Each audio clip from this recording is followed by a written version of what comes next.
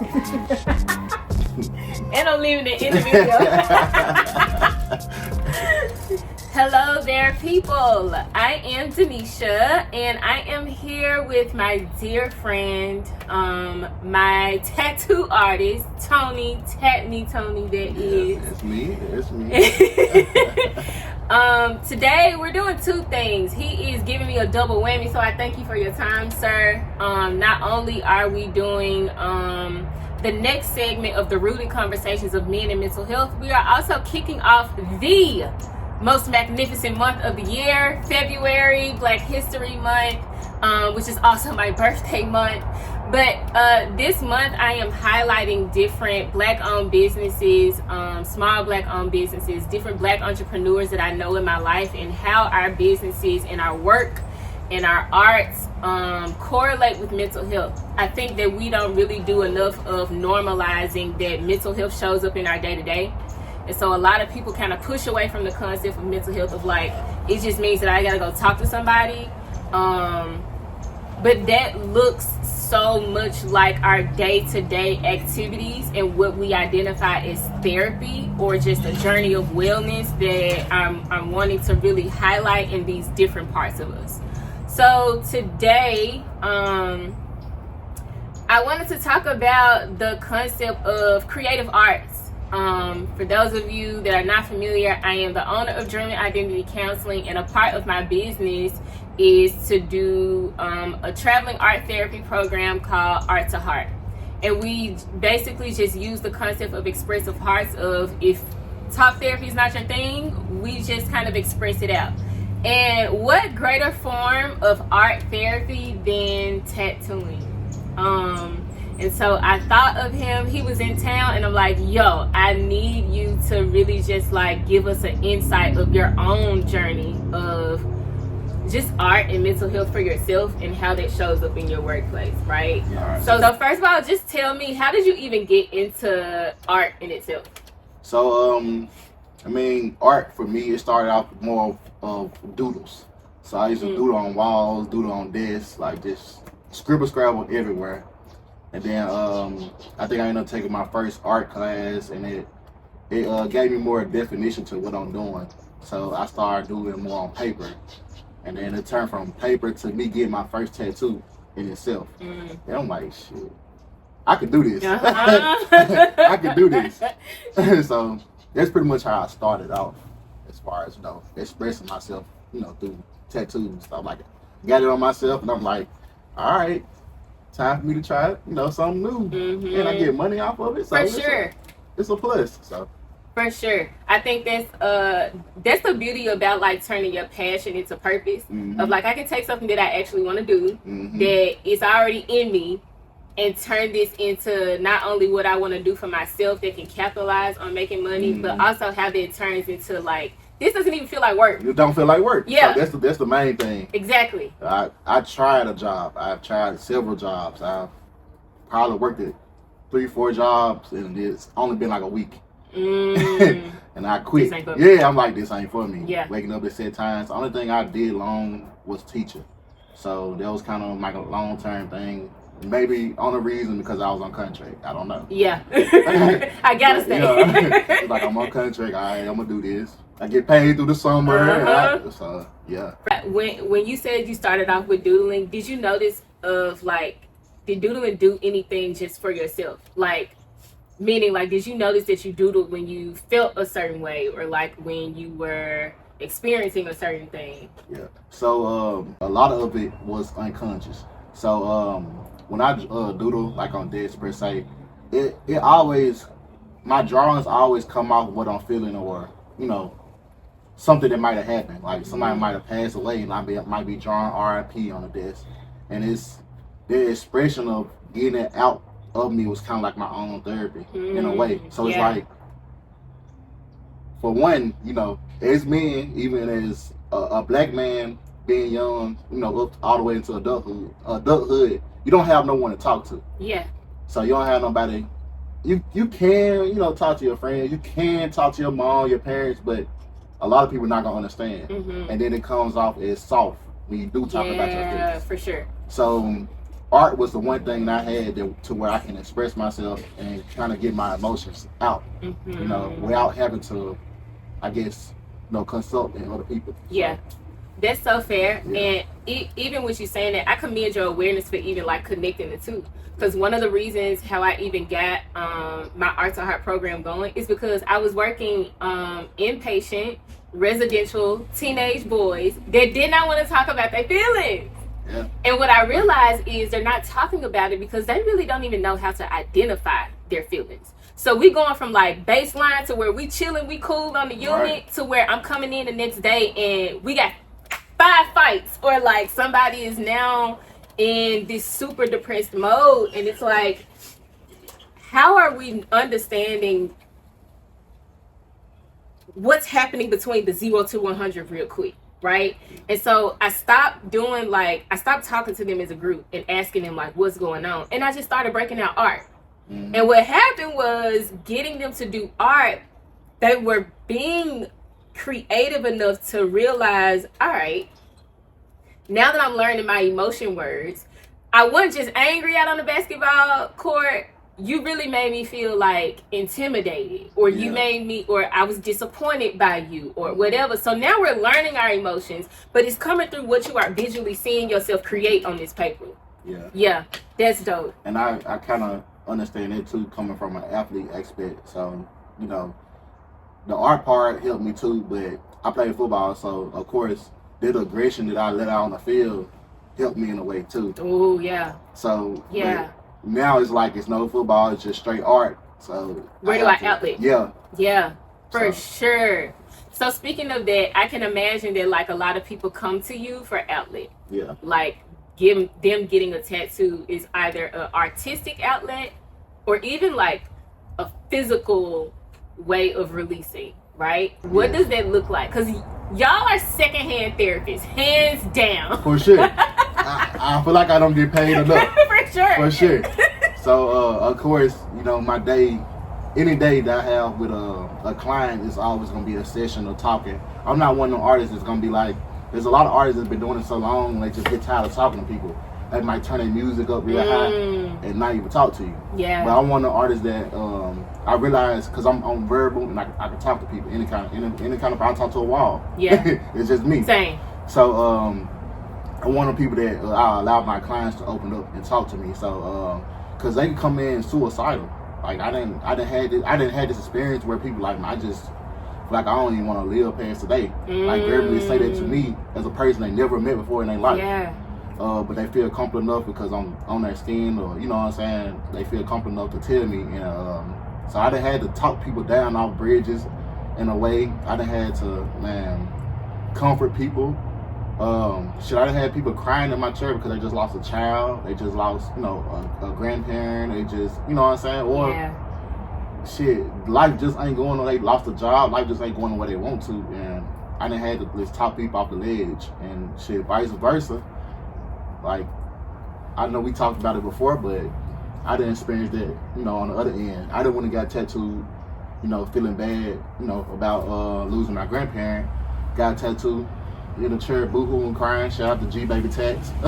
I'm in a chair, boo-hooing, crying. And he like, bro. And by the time the session was over, I was feeling so much better. It was just the biggest weight off my shoulder just getting that tattoo. And yes, it's temporary, of course. Yeah. You know, that pain is, you know, all this stuff is temporary, but for the most part, for those days of that tattoo healing, you thinking about, damn, this tattoo hurt. The next day you like, man, this tattoo itch. Yeah. So it's like, it's taking your mind off of the problems to where it's coding you in a way. For sure. So, I can't say it's a permanent fix, but it does help, you know, mentally. And I think we have to highlight, in all things that we do, there's a pro and a con, right? And it's like, okay, where they just went to is, I see the double-edged sword and everything. Yeah. So like, all right, hear me out. A lot of people that experience their struggle with self-harm is because when the brain experiences physical pain, it is a sensation that takes your mind off of the emotional pain, but it's also the desensitization of emotional harm. Meaning, when my brain is focusing on physical pain, it distracts me from my emotional self.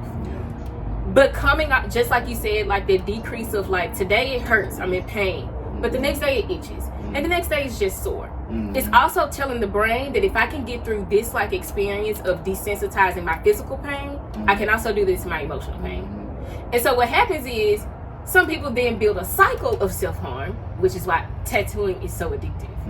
Right? Yes. But it's simultaneously what I've seen, even from my own self, with you doing my tattoos, it is one of the most beautiful forms of like creative expression, especially from pain.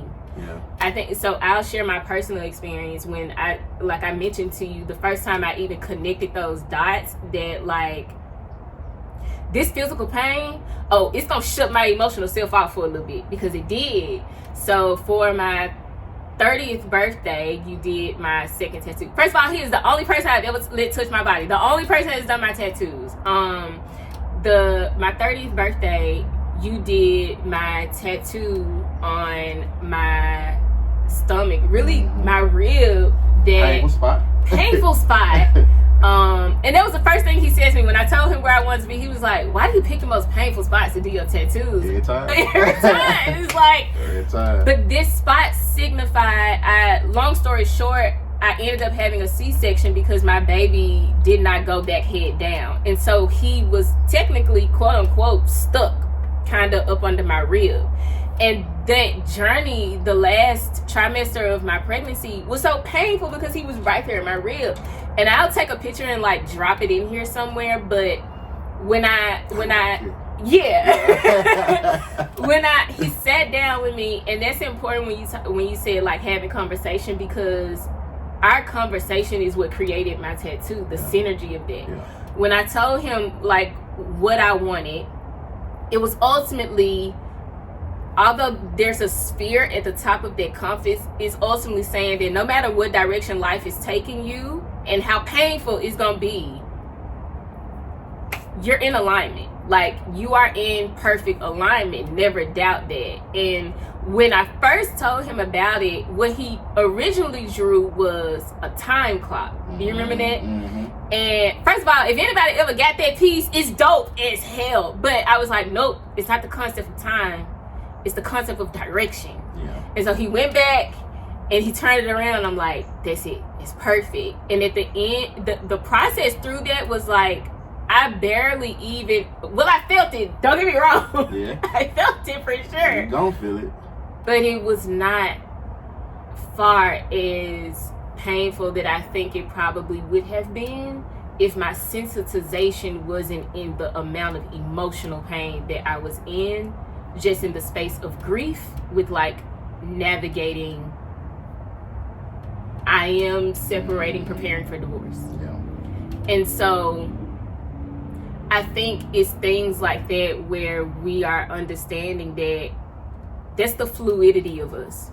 We can experience beautiful creation in the process of letting go and grief. So yeah, I wanted to highlight that because it's so important. I think people think that we have to stay on these very ends of spectrums of like, if I'm letting go, all right, nothing can be created from me. But what can you create from pain? Man, from pain, you got your art. For sure. It's a joy. This something, as far as tattooing, I'm relate tattooing only. As far as tattooing with pain, it's something that's gonna be on you for the rest of your life. So when it comes down to that, it's like I have to choose. That's why I kind of don't like when people just like, I want a random thing on me, unless it's just a beautiful piece, something that you don't mind looking at, every day. Somebody might get a tattoo that they seen on somebody else's body. The person that got that on their body first, like time heals all. They might get it for a reason, and you just get it because you think the words look nice. So this too unoriginal. So I like the fact that when I deal with people that have original tattoos, me creating it for them, sometimes it helps me too. So like if they saying time heals all, they tell me why, and I'm like, and they explain to me their story. It's like sometimes it's like, damn, I can relate to that. Mm-hmm. You know, I'm like, okay, you know, this is legit.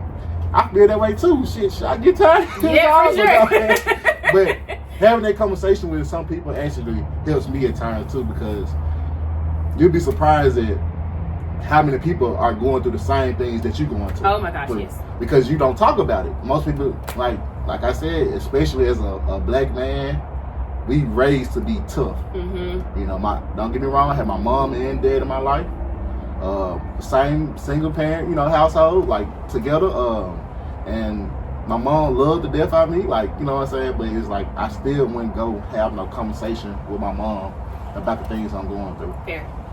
Because it's just how we was raised. And I'm not saying it's right. Mm-hmm. If I had a son, I would try to, you know, show him different. Like, you can talk to us. You know what I'm saying? You don't have to go through things alone. Not saying that they not like that. Yeah. It's like kind of too late for me. Yeah. But if I can mold that at an early age and like, it's okay. And you know, really show that it's okay to talk. Like, I talk to your mom. Like, we communicate.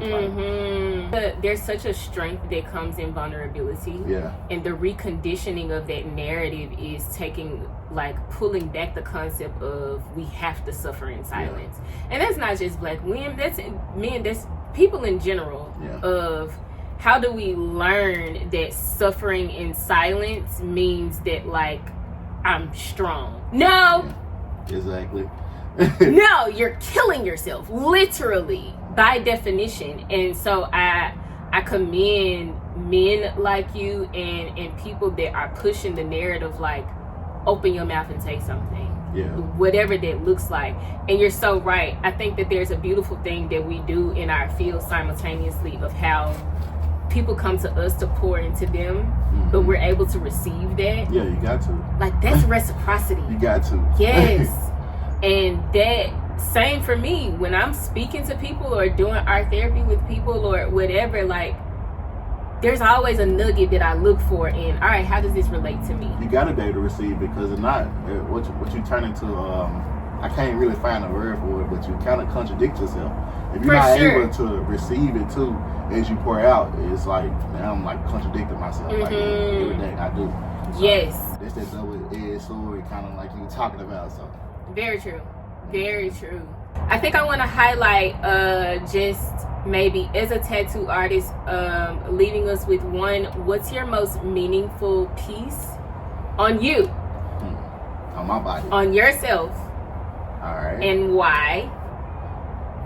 So I would have to go with the one on my stomach. I'll show you guys. Hold up. It's a little vivid, but as you see right here, it's a little skull. It's throwing a finger sign and say it's COVID. So it's kind of like a if COVID thing. Yeah. During COVID, man, I know I'm not the only person, but I lost so many people. I lost my grandma. I lost my brother. So I lost my uncle. I lost friends that had nothing to do with COVID, but it was all during this time. Yeah. So I feel like it kind of put people in an outrage. But so that piece right there is the one that means the most, the one I look at the most, the one I always know. If anybody tell me, I go straight to it. So that's the piece that kind of just means the most. That's one of the tattoos I got when I was boohooing, crying in the chair, like couldn't control. I don't even cry. I'm the type of person in my family that I'm always smiling. You know this. Always. Always playing, always smiling, never serious. Won't be serious at a funeral. Like, I probably, if I pass away tomorrow, I'll probably be smiling in my casket. For sure. If you're not, it's a problem. Yeah, for real. So with that, so it's like, for me to be in a chair just boohooing, crying, I'm always the strong one. I'm always the person that people, comes and, like, even my family might pass, they look for me to make them smile, and like, now I need somebody. Yeah. And I was able to go to my other boy, like I told you, G baby, and get that comforting. And now I see how much comforting I can be to people too, just from that. So, man. Yeah, that's so valid. Thanks for sharing that. For sure. And that's definitely how Art to Heart even came about in the midst of COVID. It was, we're stuck in our houses, we're in isolation. There's so many things in mental health that was picking back up, like substance use, domestic violence, suicidal ideation and attempts. Yeah. And so I started doing Art to Heart segments online, just teaching people like, all right, if you got to be in the house, how are you creating in your environment? How are you doing something to express yourself? So like, thanks for even like making that correlation. So, sorry to interrupt. No, go ahead. Do you deal with a lot of depression with that? Absolutely. For teens, young adults, and elderly. Yeah. My most recent Art to Heart contract is with a senior citizens group. And them kind of like tapping back into their inner child to do expressive arts. Yeah. It's really just understanding that in all phases of our life, we're going to experience these elevations of moods, right? Yeah. But how do I navigate them in that space? And what does it look like for me as it relates to how I'm regrounding myself with just basic tools like picking up a piece of paper and a coloring pencil. Yeah. You know what I'm saying? Yeah. So yeah. But yeah, I thank you so much for this. I hope that this encourages someone out there, especially minority culture men, to like really honor the value of support, honor the ways that you express yourself and that you create. And it doesn't even necessarily have to do with art. It's just, how are you being willing to create these different parts of you, these versions of yourself? That's ultimately what art is, and like tattooing. It's expression. It don't have to be pretty. Yeah. It don't have to be pretty. It could be a stick person that stick person can express so much. Oh my gosh.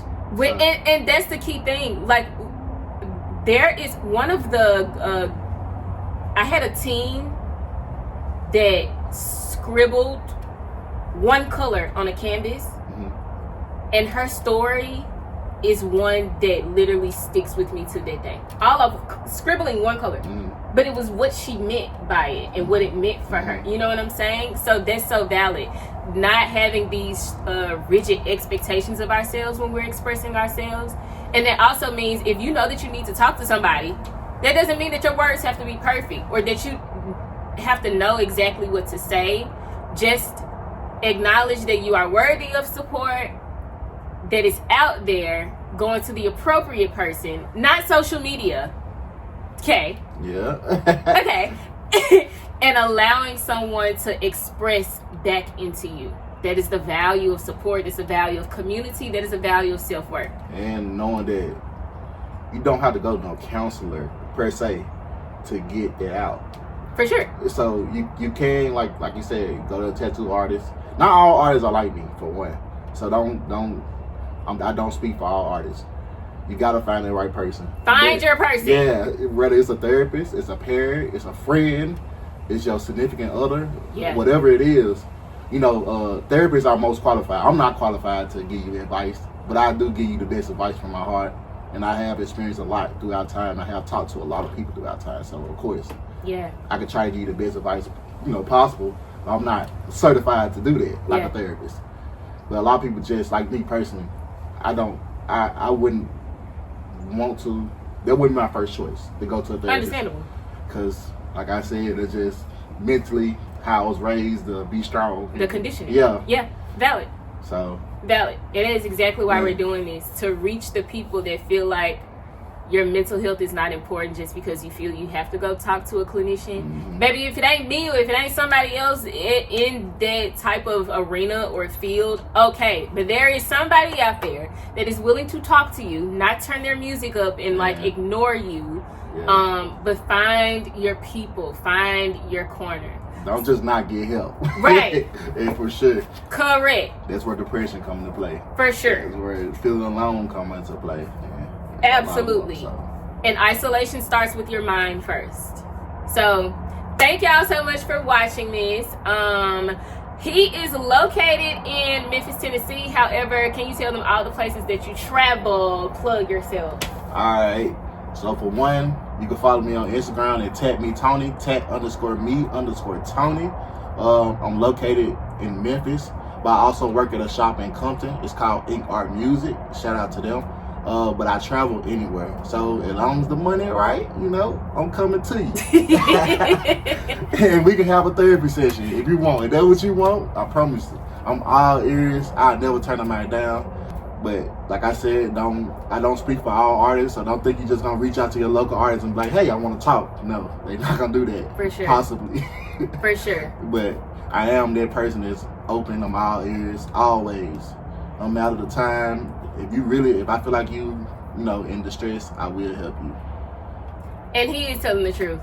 And because he is telling the truth, I'm gonna advocate as his friend. Yes, his heart is open, but also let's be mindful of taking advantage. And so, with that being said, as open-hearted as he is, be willing to also like check in on your strong friends.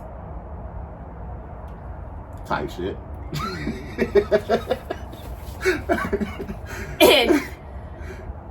and be willing to value their hearts are super big, but they also need support. So yeah, I just want to say that. Okay, reach out to Tap Me Tony. Tony, thank you so much for this. I so appreciate you. And y'all be well, breathe through it. See you next time. Bye.